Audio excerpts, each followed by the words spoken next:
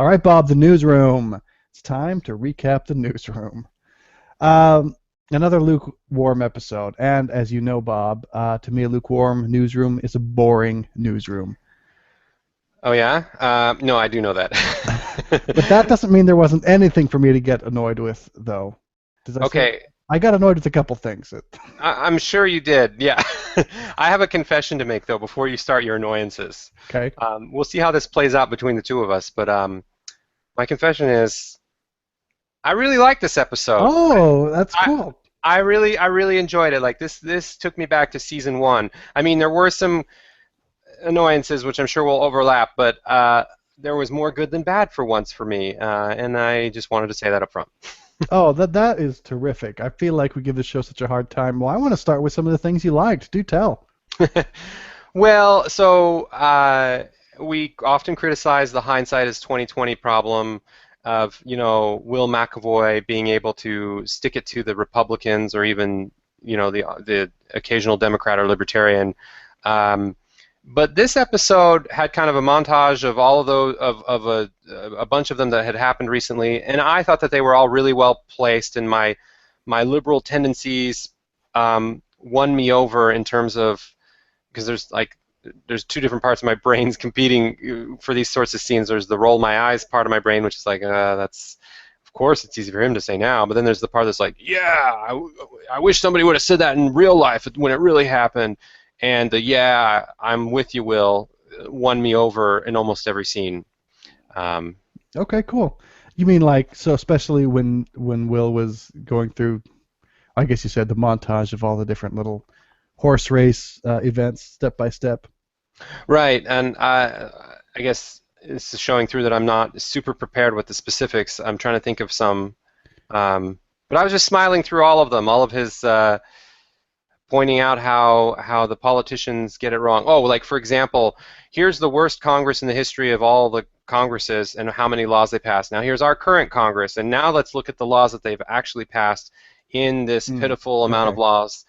So it's that kind of stuff that really got me riled up, and I'm like, yeah, the world sucks because of our politicians. We should fire them all and get real politicians in there that can do good stuff. But then, thinking it through, I'm like, oh well, it's more complicated than just complaining about it, but I loved the way they complained about it, and I was on board. Okay, fair enough. That didn't ping my annoyed, meter. I don't know that I was as riveted as you were, but I had no problem with that type of stuff. Cool. Of course, this is sort of an overlap with what you may have liked, but you can tell me. So here's the Okay. story I'm going to go down. The Jim and Hallie story. So of course there's a cocktail party. They decide they're going to meet for dinner. Except Hallie wants to invite someone for Neil, and then also ends up inviting Taylor, the Romney campaign manager, too. And the whole time I was watching that dinner unfold, I was thinking, on the one hand, okay, yeah, they did a good job of showing what an awkward dinner can be like. But on the other hand, it seemed awfully forced. It's like, seriously, a reporter invites a Romney campaign manager to a romantic dinner? But then we get the payoff. It's basically an excuse for Sorkin to have characters get on their soapboxes about how kooky Ron Paul is and how disingenuous Romney is. And it's not like I disagree about those things, because I do. Agree. Get that I love right. that. but I'm put off by the self-congratulatory patting themselves on the back of the whole thing. Like, all the grown-ups have the exact same view, and these two kooks who are running and who are represented by people at the table are the idiots here. Well, when you put it that way, now I didn't like the scene. No, I mean, I hear what you're saying, and what was the character's name? Taylor, the Romney campaign lead Yeah. who ends up getting fired because she spoke her mind too much. And maybe that was me like falling into the Sorkin-esque setup, but I found that made it even better for some reason. Like, oh, she was trying to do a good job. She's defending her wacky, presidential candidate on all fronts, and then when she tries to point out some things internally, she gets shot down and fired for it, and it sort of induced in me that same feeling of, therefore, that other side is so fucked up, But like you said, it's kind of one big setup. And in fairness, I think, I could look these things up, but I don't. But I think that there was some real life similar experience where Romney fired a campaign manager, and there was probably some implication that that campaign manager was just trying to give him some real talk, but didn't want to hear it. I think Ah, it's based roughly in reality, but but yeah, the context, patting themselves on the back for being so smart, makes me roll my eyes. But it's okay. I can see you liking that a little bit. well, I appreciate that. Thing two. Okay. Maggie's downward spiral. So here's what I pieced together about Maggie's evening. Um, she decides she's going to do her regular old thing. She goes to the bar to drink alone. Some guy gets her or buys her a drink, and then she declines. But it seems like she declines in such a way to show that her previous speech about being, a woman who can do whatever she wants, she like doesn't really believe that. She feels guilty about that, and that's why she declines. Not because she doesn't want to or she has other priorities. She's just like, no, I better stop being that drunk slut because I really do feel bad about it. But then Jim comes with Hallie and he's going to fix her computer, if you know what I mean. Yeah, right. And as soon as that happens, she's like, "Come here, bartender. We're gonna go home together after all." So Jim comes down. She goes with the bartender, and it's only because Jim has set her back on her downward spiral that she decides to go back to her drunk, slutty ways, which she said she didn't feel bad about, but oh yes, she really does feel bad about it. Right. I wasn't a big fan of this one either. This was on my short annoyed list for the episode, and also Jim and Hallie's relationship feels like too Princess Princey. It's like la la la. I have candles like out of control in this hotel room, and let's crack a bottle of champagne. And we're so cute together when we Skype call in public in front of the whole. It just these characters are all about being snarky and witty and smacking each other around, and then you see like Jim and Hallie, and it feels like, what did Disney take over for this scene? What happened? Yeah. Well, after I got to the end, I felt like it was there largely. Well, it was there to do the work of the contrived speech against Ron Paul and Romney, and then also to give Maggie a reason to show that she still likes Jim and to downward spiral.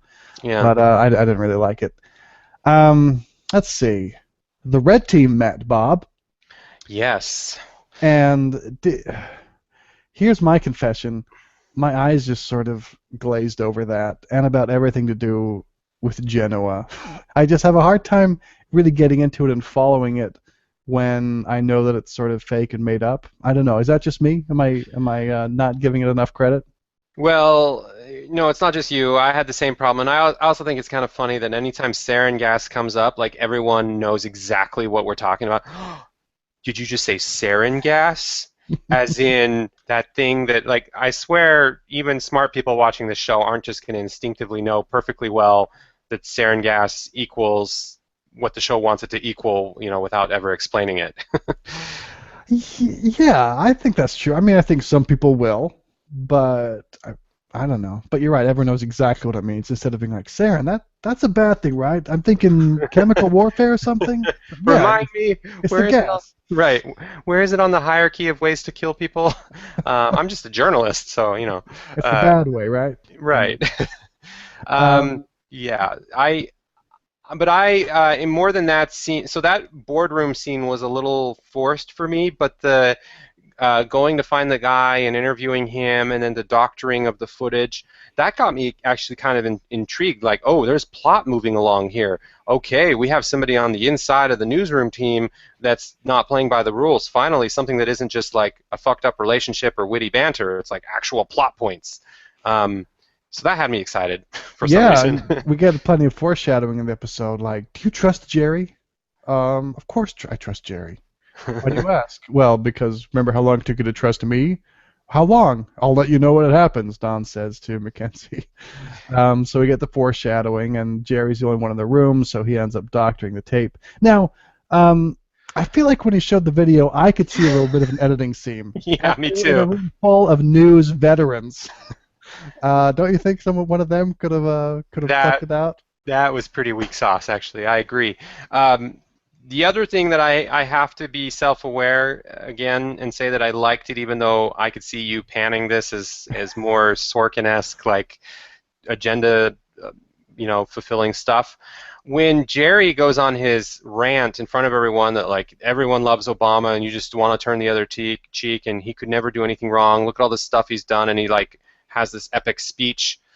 Um, I have to admit again that this is the left-leaning liberal in me that liked the way Sorkin threw a bone to the fact that it's not just like we're all bending over for Obama, but it was kind of over the top and very like particularly placed to make that exact point of like, you see, I'm a very balanced person in my perspective. It's not just that this. Anyway, so I'm probably confusing the issue, but I liked it even though I liked it with hesitation. Yeah, I didn't hate that. In fact, what I liked was sort of the narrative role it played because he did seem to go over the top, but that's what someone would do if they were trying to Prove hide a their point. tracks. They might go Oh, over yeah. over the top. So I thought that was fine. Thought it was fine. But yeah, then we go straight to the deposition with Charlie defending the decision to run the story, and he gives us this other morsel that by 10:05 he knew none of it was true, and that's a good cliffhanger. I'm drawn in, like, oh, how did you know within the space of 5 minutes that something changed? That is pretty intriguing. Right, and let's not forget that his source is like big time inside the industrial complex that is the military machine in the U.S. or whatever, and it's like they have a long-standing relationship, and so obviously he was set up in some way. And like you, I hope it's believable and intriguing because I'll be annoyed if it's forced, but it's plot. I'm excited for plot, Logan. Nothing against all this witty banter and dialogue, but like all these shows that are just 1 hour long and it's almost in real time and it's just like people's relationship problems. Enough already. I like to see it moving along. Yeah, agreed. One other thing I have here, Will does his own focus group because Charlie doesn't allow him to be tested. And he's going over things with his now girlfriend, Nina, the gossip columnist. And he goes on the morning show. It's awkward, and then he flips out um, because morning show is clearly beneath the most wonderful man in the world. Of course. And then Sloane kid sisters him in language that sounded profound and loving and helpful in some way, but I'm not exactly sure what I got from it.